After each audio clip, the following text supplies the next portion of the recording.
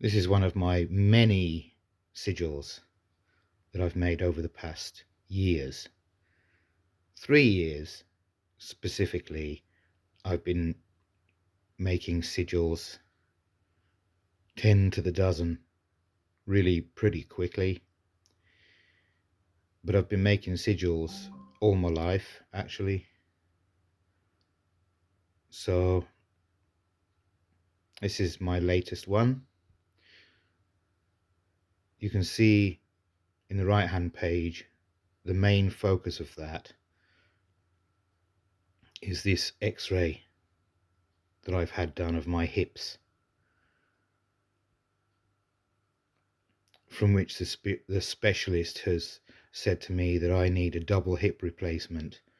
He said to me that the gap and the cartilage is only half as thick as it needs to be, and I've got some bone spurs and a little bit of build-up of fusion material going on there. So I've basically put this sigil together as a focus on miracle healing for my hips, to rebuild cartilage material and re-lubricate my hip joints. So let's take a look at it. I'm going to zoom in and actually take a look at some parts of it. Left hand page.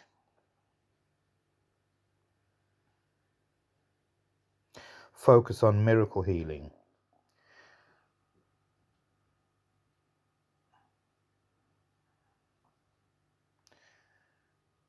It says focus on miracle healing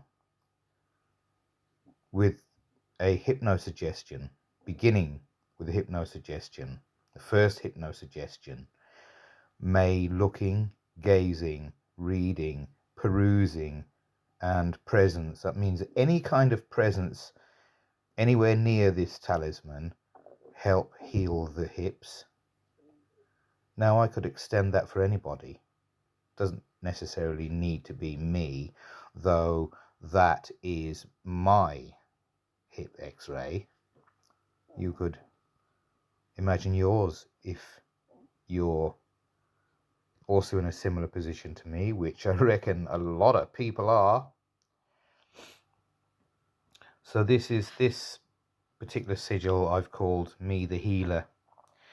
This has travelled with me for about 3 years. I'm not sure exactly how long, but within the last 3 years I named this Me the Healer. We'll take a little bit of a closer look at it, because I wanted to highlight that it's not just a brightly coloured scribble. I do have some sigil work within the actual picture itself, and I can show you what these sigils are, because I have the full versions of these sigils in another book. I've got a few books of sigils that I've started over the past 3 years, and these as well. I'll show you how this developed. This is actually a photo of me in a pose, standing with my hands raised, like I am focusing healing energy at the recipient. All of these symbols as well,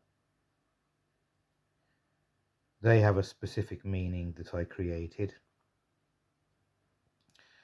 This symbol as well, this is my wizard zapper, and I'll explain that to you. I've got sigils here as well. These represent my connection to Earth, and I'm going to add earthing affirmations and a hypnotic script for earthing through shoe soles, flooring, man-made substances. This is obviously my hand. This is a print of my hand. This here,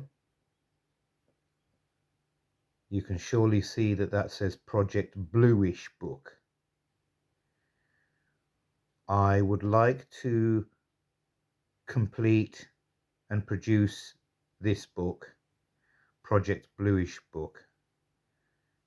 It will contain stories from people who have written to me or messaged me somehow and explained their story to me.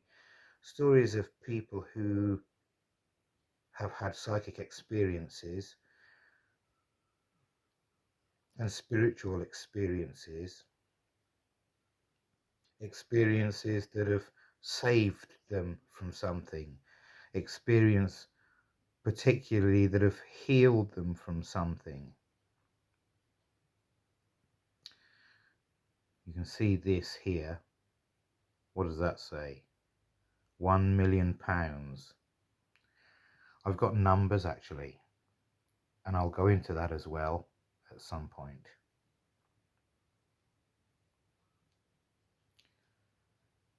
Instantaneously is my sigil there. That's one that I also developed.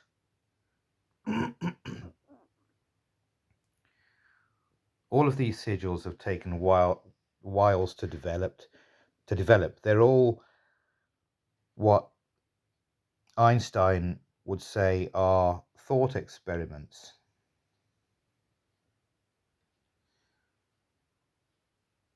This is a course I did with a lady called Sharon Rammel.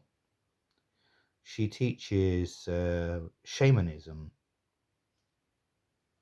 Very interesting, some of her courses. I've got other certificates from her as well. I've got tons of other certificates in various healing arts and stuff, but I just wanted to put this one here.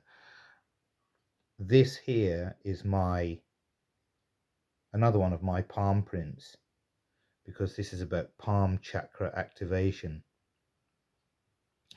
That's actually my palm print on there. I actually changed the certificate slightly.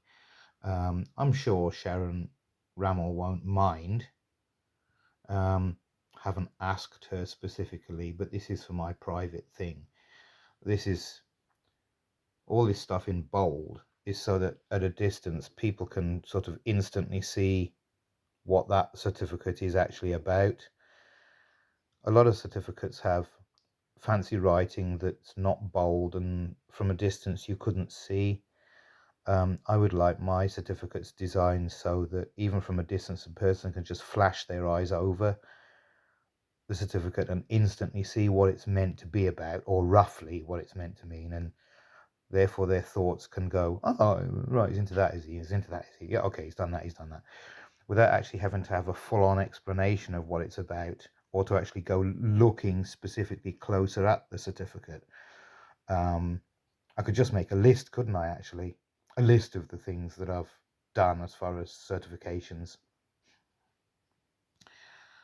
A person can, can't they?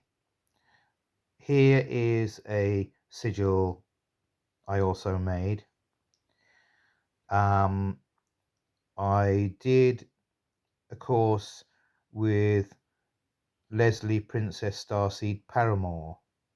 She's an amazing lady. I've done a few of her courses now. One of the courses is called Heart-Centered Reiki, Angelic Keys, which contains 52 of her own Reiki symbols that she picked up on her journey. This is one of them, called the Awakening Key. It's for the readiness of one's crown chakra in the spirit realm for receiving esoteric info. There's an interesting story with this. I'd had Leslie Paramore's course on my computer for a long while before I actually started taking it. And last winter or the winter before now, since COVID, I took her course, and it's really pretty profound. One of the things I reported to her,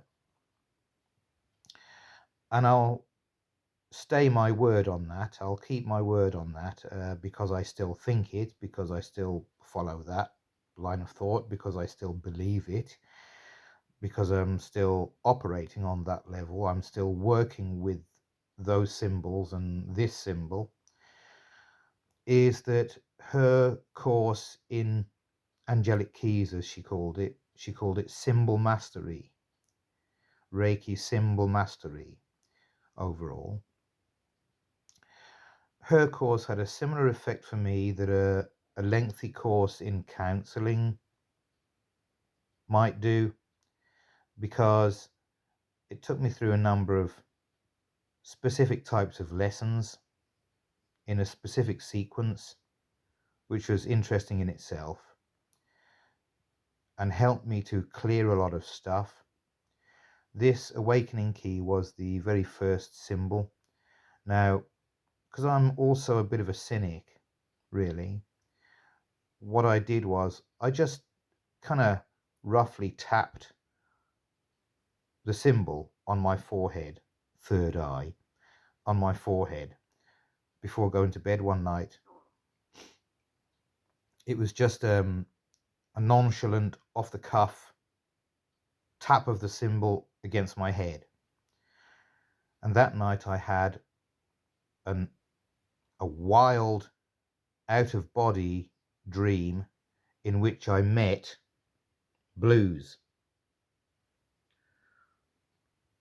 what I call quantum med beings, because that's what they were to me. And they dumped a load of information, I would call it etheric implants, into my head, whose promise was to open me to etheric surgery. I don't mean for me to necessarily receive etheric surgery, though that's part of the deal, I know. But the other part was to actually be able to do etheric surgery. I'm still working towards that. But what I got dumped into my head was a manual, very much like Leslie Paramore's manual for her Angelic Keys Heart-Centered Reiki. A whole system of images, sigils, symbols, and meditations.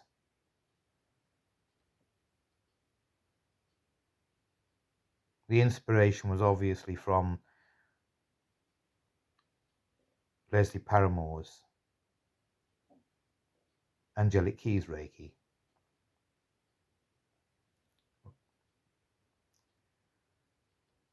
But I had a whole manual, and I still work with the blues. Quantum med beings. Here I actually say that having contact with the etheric med realm and the people within the etheric med realm, it's more portable than having to go somewhere and use an etheric med bed. More portable than med beds, and safer. Since all this stuff has come out about med beds and med bed technology, one of the things that I have been aware of is the fact that if you go somewhere and put yourself on a quantum med bed, you put yourself at the mercy of whoever it is that's operating the machine. So if they wanted to do something that wasn't entirely at your favor or at your full favor, at your full empowerment, it's a possibility that they could get away with that. You know, they could do that. However, whereas in comparison, having a team of etheric med beings helping you, that's a completely different story, isn't it? So